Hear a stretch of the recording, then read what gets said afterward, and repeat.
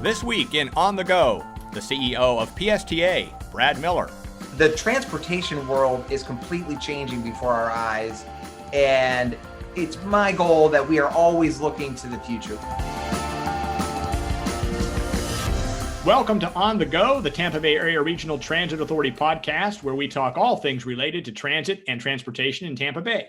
And today we have a very special guest, Brad Miller, CEO of PSTA, the Pinellas Suncoast Transit Authority. Brad, thanks for joining us. Thank you. Glad to be here. Today we're going to talk about the SunRunner BRT project, autonomous vehicles, and other projects you have in the works. But first, a little background on you for those who may not be familiar. Brad Miller joined PSTA as CEO in 2011. Previously, he was general manager of the transit system in Des Moines, Iowa. Brad received his undergraduate degree from William & Mary, and my wife, Angie, will be happy to know his master's in public administration from her alma mater, Syracuse. Go Orange. Brad's transit career spans nearly 25 years, including stops in Charlotte and Washington, D.C. He is a leader not only in Pinellas County, but also in our industry, currently serving as chair of the Florida Public Transit Association. Brad, it's an impressive career, but what has always impressed me about you is your enthusiasm for public transit. So let's start there. What is it about transit that you find not just important, but also exciting?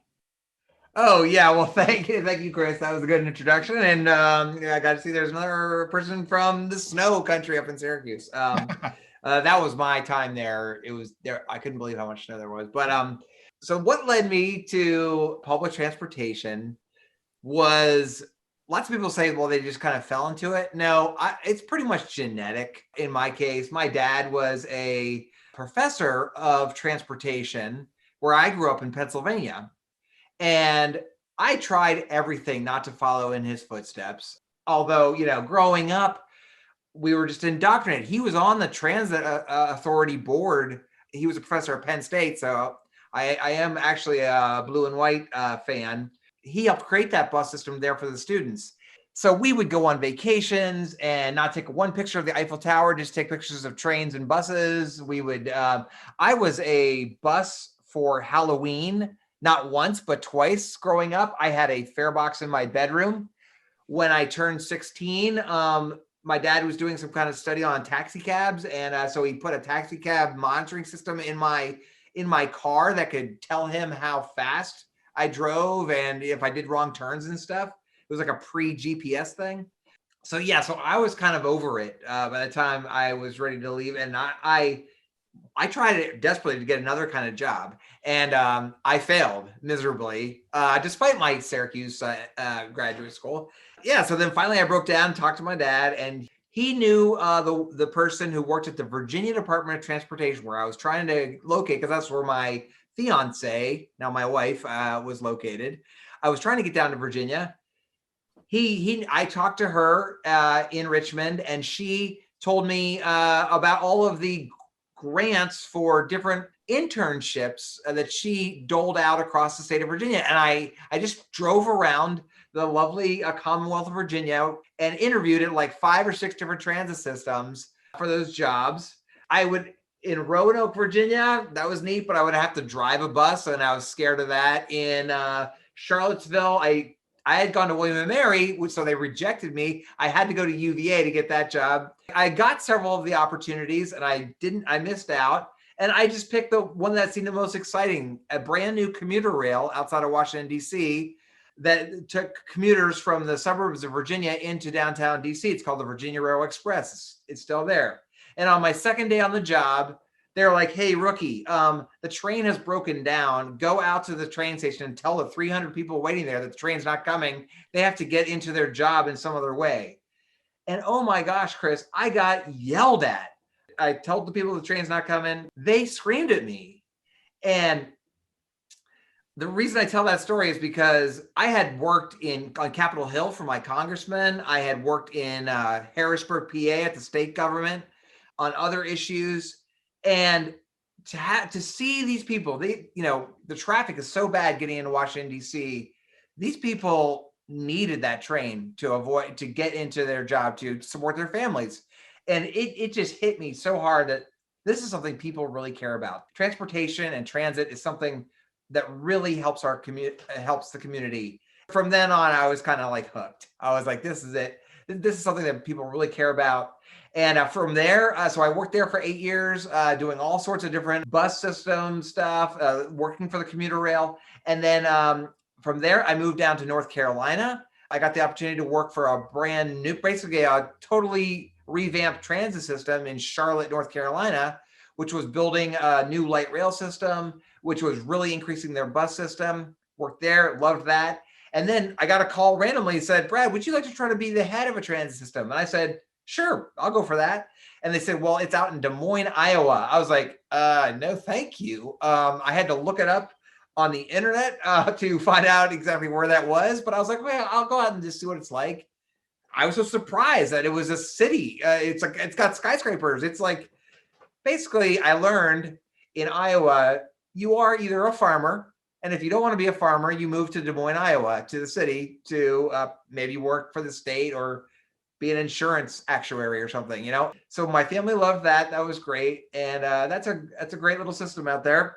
But it was just 1,000 miles away from any of me or my wife's family or anything, people that we really knew. And so I was always looking at transit systems east of the Mississippi. I would go to conferences and look and see who's got white hair, who's gonna maybe be a CEO that's retiring, and I can move my family a little bit further back east. And then when the Pinellas job opened up back in 2011, I was like, okay, I'll go for this. And if I don't get it, we'll go on vacation in Florida. And lo and behold, I got the job. So ever since then, we've loved it here. We live in St. Petersburg.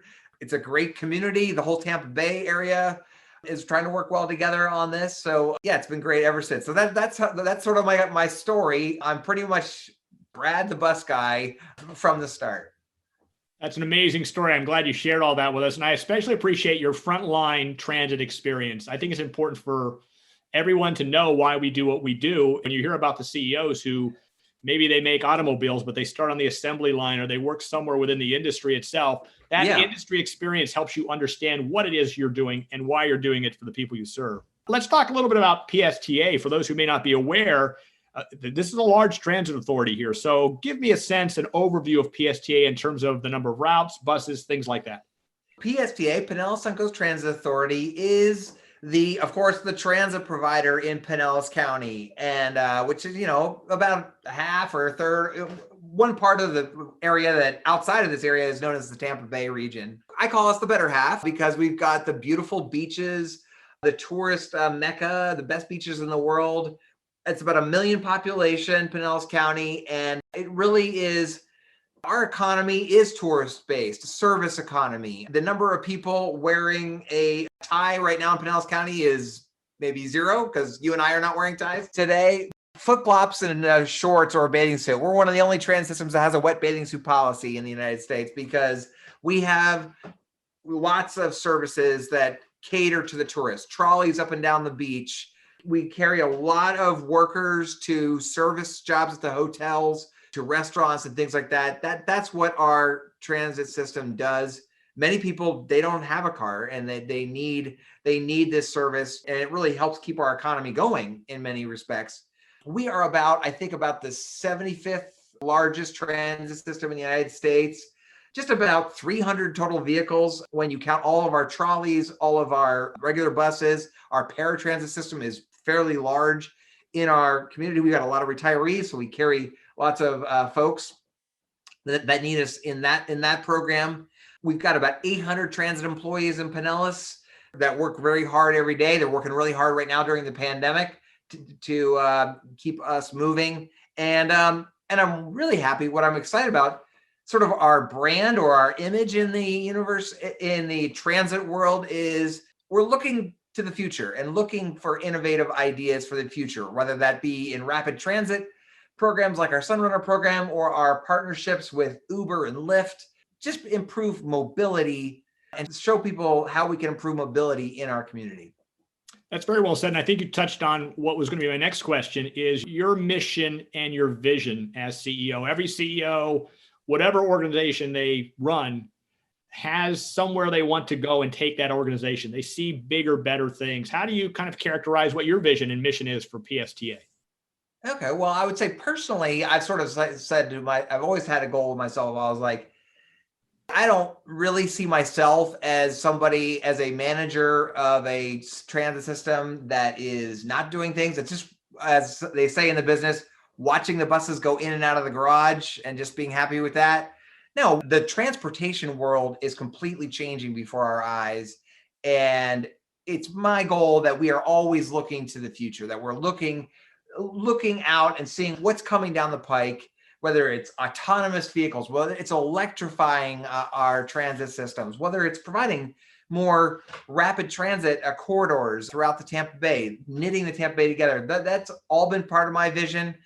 I've had board members of mine say, well, what they were really looking when they picked me. And so what I've been trying to do, there are managers that focus very hard on the sort of internal operations of things, making sure they run really smoothly. And then there are folks that focus on the external, about getting out in the community and doing that. The board members tell me, Brad, we expect you to do both. That's maybe somewhat challenging to kind of do both at the same time, but I do try to do that. I love working with our employees, developing them, helping them be more and more responsible for the transportation in our community, and they are. And then also getting out there in the community. I ride the bus myself as much as I can. I rode it for a whole 6 weeks straight a couple summers ago. Didn't use my car. I love talking to the customers and seeing how we can help them. Just like that story I told you early on when I got yelled at. That never bothers me because I know the customers really care. Well, the future is here when it comes to SunRunner and bus rapid transit, and that's what I want to talk about now. But before we talk about that project, which is very exciting, I want to talk about the technology itself, BRT, bus rapid transit. You're excited about it. T-Bart is excited about it. It's huge worldwide. I feel it's misunderstood in some ways by the average person who feels it's just another bus. Hyperloop and rail and air taxis. There's a lot of other exciting transit technology out there, but when it comes to really moving a lot of people efficiently, economically, bus rapid transit has a lot going for it. Help us understand what bus rapid transit is and why we should be excited about it.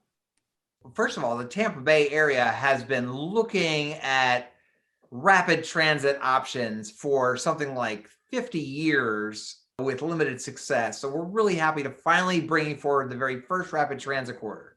Now, when I say rapid transit, most people think trains. Yeah, trains, but bus rapid transit is a newer technology that offers the same sort of features at a more reasonable price.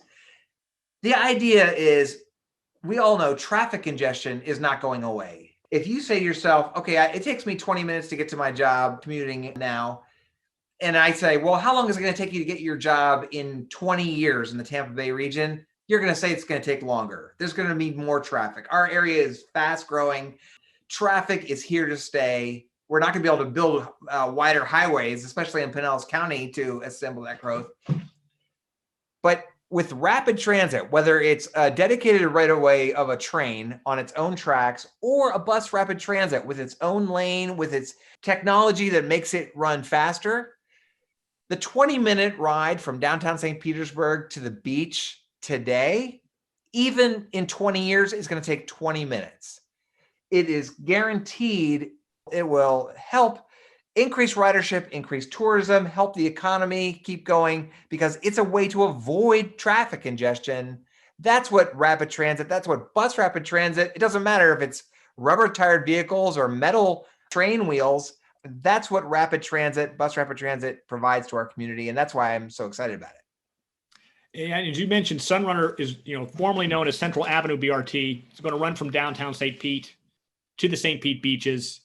There's a lot of areas in Pinellas County. It's congested in many places. Yeah. Why start with this route for BRT as opposed to someplace else? You got to start somewhere, and it's great that this is our first BRT project. Why this route?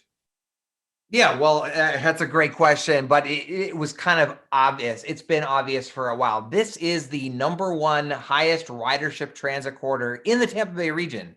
When you add up all the routes that go east-west from downtown St. Petersburg in the Central Avenue corridor, and when I say Central Avenue, just like the SunRunner project, that includes some other streets as well that go east-west. First Avenue North and South are one-way pairs that parallel Central Avenue, and they go right to the Gulf of Mexico. That's been the highest ridership corridor because It has lots of different markets. It's got some major universities. It's got Tropicana Field. It's got, of course, the beaches on the one end and downtown St. Petersburg. Workers, tourists in big numbers use that every day. So all the numbers worked out that just was the obvious first corridor in Pinellas. Yes, you're right. We've got some really high ridership corridors up in Clearwater, up and down north-south, as well as east-west. So those are in the future. And then, as you mentioned, probably the highest traffic is the interstate connecting over to Tampa in the region. So that's why we think this is the start. This was the logical first place to start, but this is like not the end. This is the catalyst project that we think will get some momentum going for those other corridors in the future. I agree with you on that. And I think that's a great place to start. No question about that. So where does the project stand right now? And when can we expect to be riding it? Yeah, so we are very happy that we finally secured this past summer, just a couple months ago, the final funding piece. We've got all the money for this. Construction has started. We're actually finishing up construction of the platforms on 3 of the stations. 3 of the 16 stations are already under construction or nearing completion, actually. So we are well underway. The vehicles have been ordered. They're going to be especially branded SunRunner vehicles, different than anything we've seen before. And the service is going to operate kind of like you're used to on a train system, where there's going to be a dedicated lane for the majority of the corridor, and the vehicle's just going to pull up. You're going to be at a station, not just a bus stop. You will have already paid your fare. The doors will open up. You can get on any door on the vehicle and just walk on. You can bring your bike on the vehicle rather than hooking up to the front of the bus like normal buses do. It'll be very train-like, rail-like, and we believe we'll have construction completed in about a little bit more than a year from now. Early 2022, just about a year from now, you'll be able to ride it. We'll have a great inaugural ride. We are all looking forward to that, I can tell you that. As you mentioned earlier, SunRunner is a first BRT for our region, and FDOT, as well as PSTA, City of St. Petersburg, all to be commended for making this happen. But there are other BRT projects in the work. Of course, T-BARTA has its own I-275 regional rapid transit. We know that HART is working on its arterial BRT project. You see all these connecting at some point and complementing each other, don't you? Oh, I do. I definitely do. I mean, that has been so obvious to me ever since moving here, is that this community is one Tampa Bay region. And there are so many people that commute, that use the buses we already have that go across the bay. A bus rapid transit over in Tampa, like they're planning, that energizes and benefits us in Pinellas County just the same.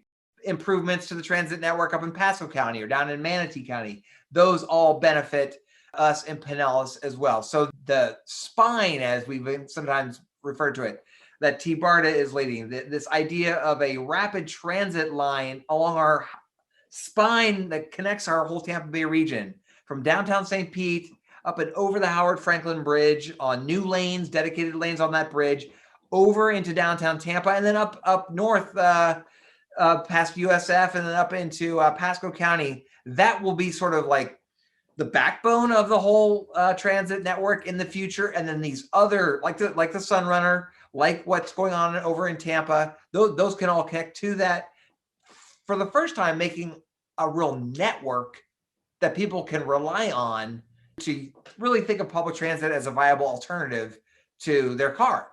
And that's what I'm looking forward to. Yeah, that's a great vision. And I know T-BARTA shares that vision with you too. So thank you for bringing SunRunner to us. I think not only is it going to serve the population very well, but it's also going to demonstrate to other folks just what's possible with BRT and how we're moving forward on transit in our region. So great project, no question about that. We're going to take a quick break here. When we come back, we're going to look to the future and see how PSTA is experimenting with autonomous vehicles, electric-powered buses, and more. You're listening to On the Go.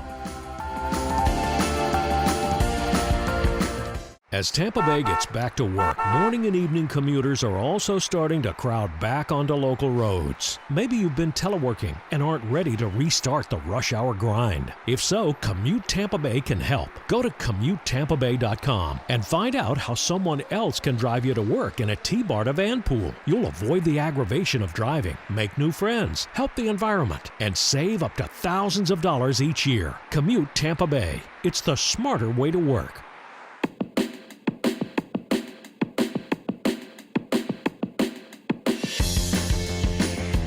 Welcome back to On the Go. I am Chris Jadek, and you're listening to the podcast from T-BARTA, the Tampa Bay Area Regional Transit Authority. Our guest today, Brad Miller, CEO of the Pinellas Suncoast Transit Authority.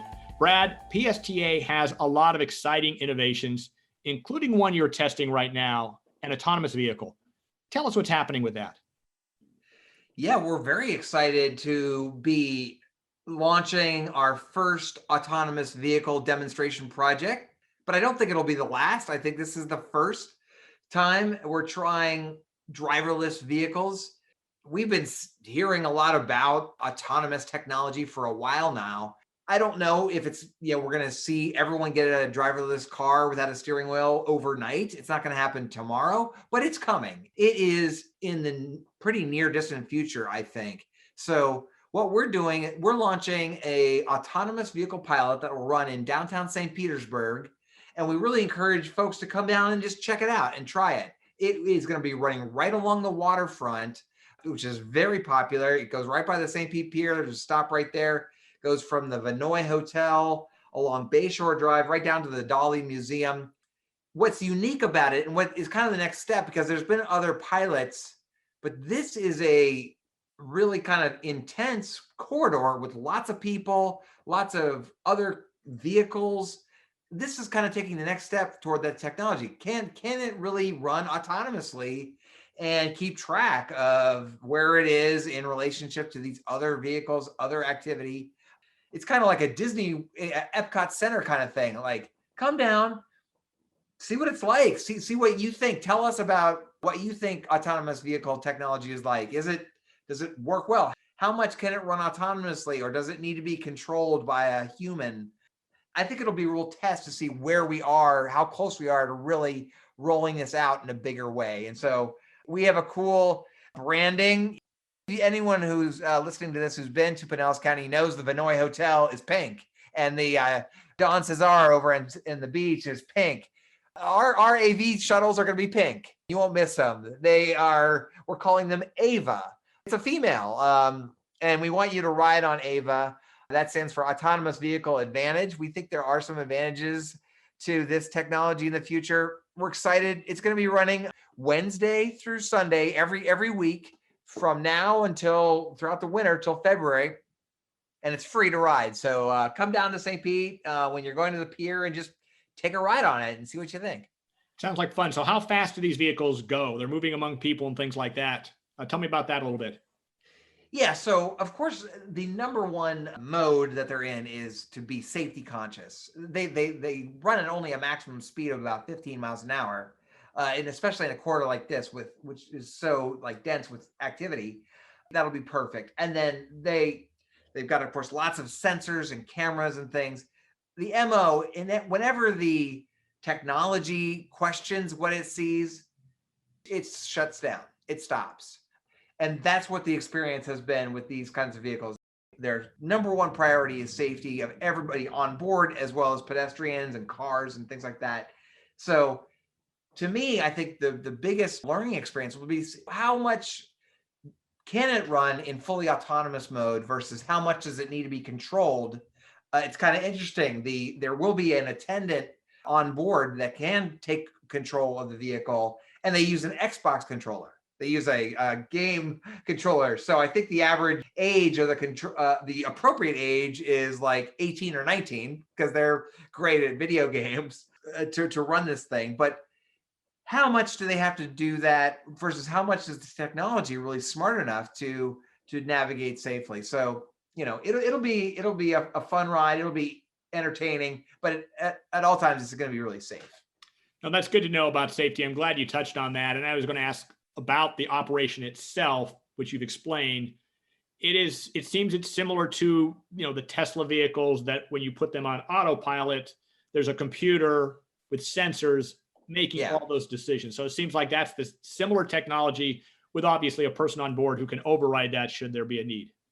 Yeah, that's exactly right. And of course, we're also recognizing that we're launching this pilot during a pandemic. So the vehicle itself has 8 seats on it, but when you ride on it, it's free to ride. So we encourage that, but you will be kept in your party. Like if your family and my family want to ride at the same time, we'll have to sit on opposite sides of it.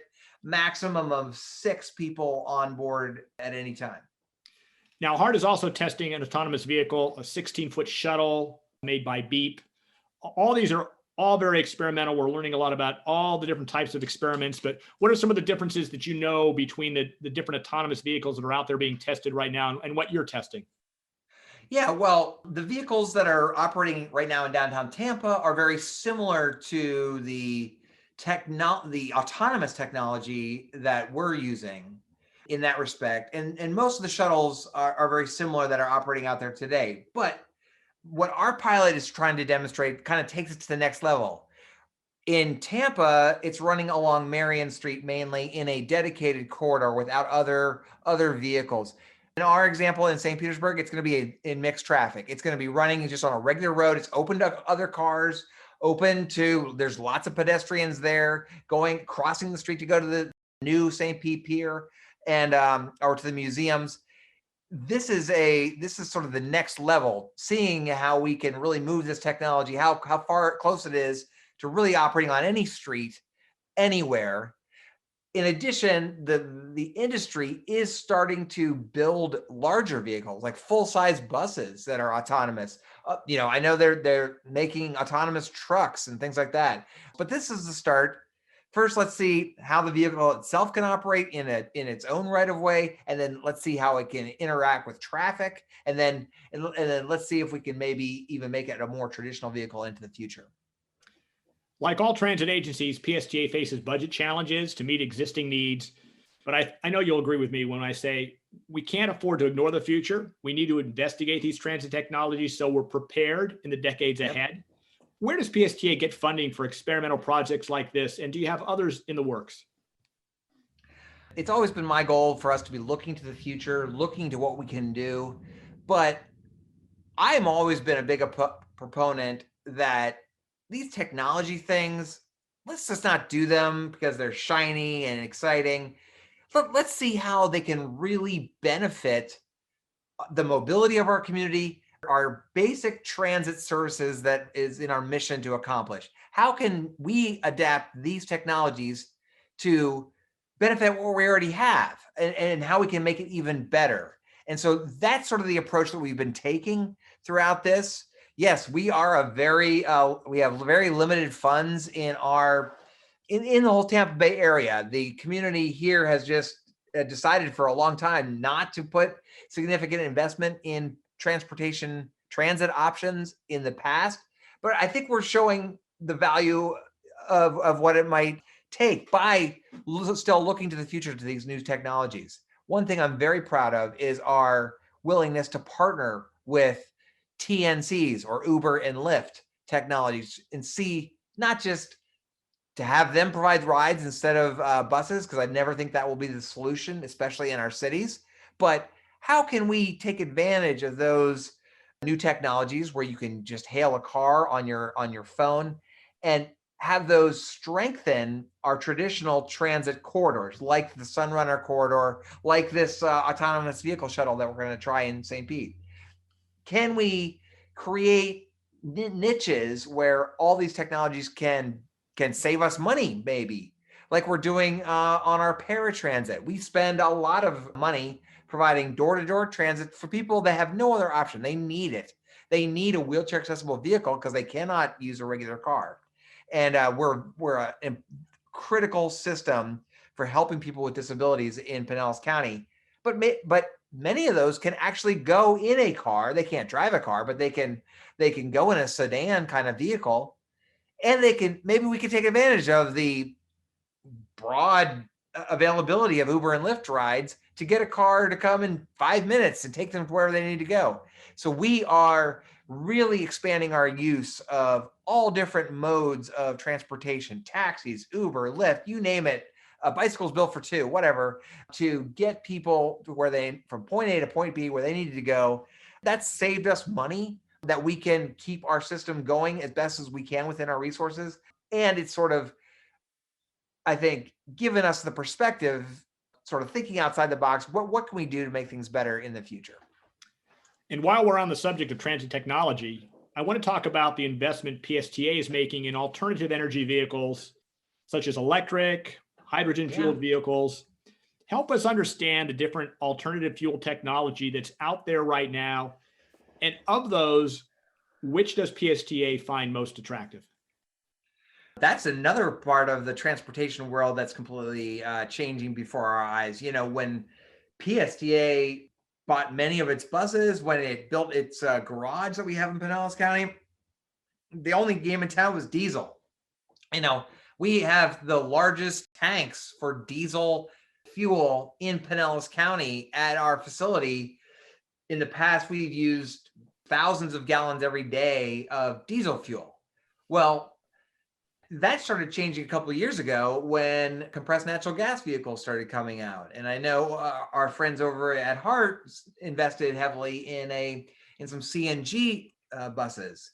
Now, we were hesitant to do that because of the upfront infrastructure costs of getting a CNG compressor station. That's what's sort of the issue with CNG. But it kind of moved the ball a little bit. And then now, electric, all battery powered vehicles. We started off with hybrid vehicles that were a combination of batteries and smaller engines. And PSTA has the largest fleet of hybrid electric vehicles in the state of Florida with almost 100 hybrid buses. But now all electric vehicles are even more advantageous because they are completely zero emission, completely eliminating greenhouse gases coming from the tailpipe. They don't have any emissions. And we are very happy with the success of our 2 electric buses that have been running now for about 2 years in Pinellas County. They go out there every day and they do a great job. We're about to triple the fleet to 6. We've got funding for 2 more, 8. We're going to keep ramping up our zero emission electric bus fleet. There are even other technologies that people are looking at that you mentioned, hydrogen fuel technologies, which is another kind of electrified. It's basically creating electricity through hydrogen. And maybe that's in the future. We'll see. I think right now what we're seeing is the transportation world seems to be kind of in a mode of moving toward this electrified system to move us forward. It's going to take us time, but little by little, we're changing our fleet and the way people get around. Electric powered vehicles, no question, just the impact on the carbon footprint. We're all in favor of that, to be sure. There are challenges with any type of technology. The one thing I would think about with an electric fleet is the grid itself, how you charge them, power them up. What are the challenges we'd have to overcome before we can go all electric? I would think a grid and recharging is pretty high on the list. Well, yeah, like I said, we are looking at what it's going to take as we grow the number of electric vehicles at our facility to charge them. The electric charging infrastructure is completely obviously different than the diesel fuel infrastructure we already have. So we're looking at some great partnerships we've got already underway with Duke Energy.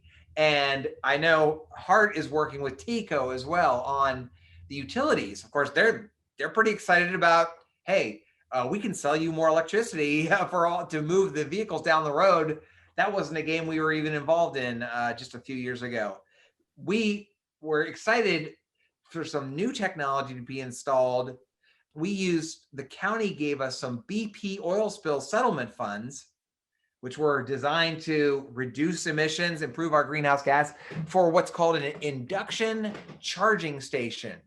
Induction charging. This is like a giant electric toothbrush charger where you don't plug something in. The bus just pulls over this plate that's in the ground that has a charger under it. And there's about a foot of air between them, but it charges incredibly fast. Don't ask me how. No, you can't put your iPhone on the pad and charge that up. It's only for the buses, but the buses can just pull up while they're driving in the route and get charged up through this thing called an induction charger that was launched this past summer. It's growing great. It's exciting, or I should say electrifying the conversation. But yeah, you're right, Chris. I mean, this whole discussion of the infrastructure around going electric is really just getting going now. It's part of what we're going to talk about to our friends in Tallahassee at the state legislature and in Washington, D.C. They know that they're looking to the future in the same way. So we're feeling really good about people working together to move us to this new kinds of, like you said, greener technology to move our buses forward. I will tell you, I am charging my electric toothbrush as we speak. So okay. When you mentioned that, I immediately knew exactly what you were talking about. So thank you for that. When it comes to your current fleet and the service you have to provide as you have to replace fleet, is there any room for diesel buses? Are you replacing diesel with diesel, or are you really going to different types of energy, even hybrid vehicles now? I think in the future, there's always going to be a need for a mix of technologies. We don't know what's going to be around the corner in 10, 15 years. Maybe there's something new that we haven't even thought of. I know the T-BART is looking at air taxis that go across, up in the air. That's exciting as well. PSTA has not purchased a regular diesel bus in almost a decade now. We're buying hybrid buses where we need to that have much smaller engines and a battery pack that really runs the vehicle down the road. And like I said, we're on this plan to buy electric vehicles into the future. We're going to be buying different kinds of vehicles. Trolleys certainly are loved by the tourists. Make people feel comfortable that they're going to be taken to their beach location easily. And so we're going to be buying lots of trolleys into the future. We're going to be buying, like I said, wheelchair accessible vans that carry lots of people around.